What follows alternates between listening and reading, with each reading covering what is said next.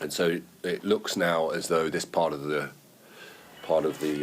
proceedings, the ceremony, whatever you want to call it, is over. They are being led now to the vehicles of the International Red Cross. Now, I'm being told, we didn't have audio of them speaking on stage, but I'm being told they were saying that the war should stop, the Israeli government should agree to the second and third stages of the ceasefire deal. The second phase is being negotiated right now, incidentally, and both sides should live in peace and release the hostages and the Palestinian prisoners. And they apparently spoke about Hamas and thanked them for saving them from the attacks by Israel. So I assume that means keeping them safe during Israeli bombardment. Now, of course, whatever they had to say, we have to understand, was said in the context of what you're seeing now. On stage, thousands of people gathered around, and so we have to take what they had to say with very much with a pinch of salt, because it was in this particular context.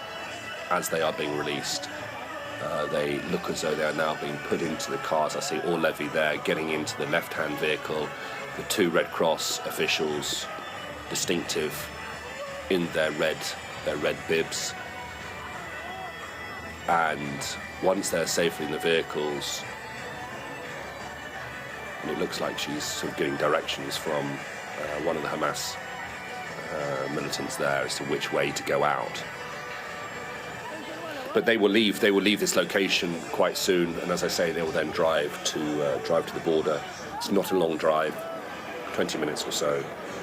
They initially will be met by Israeli special forces and an IDF official, so an appointed person for each one of them to look after them.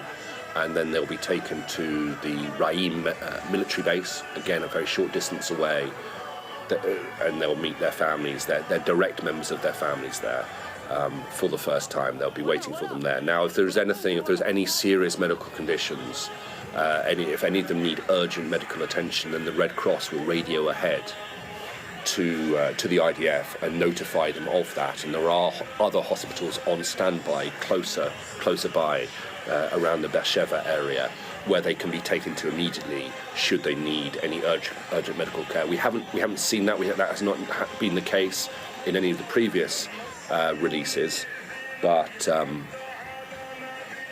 each hostage has been kept in different locations, in different circumstances, depending on their age, depending on any underlying medical conditions as well.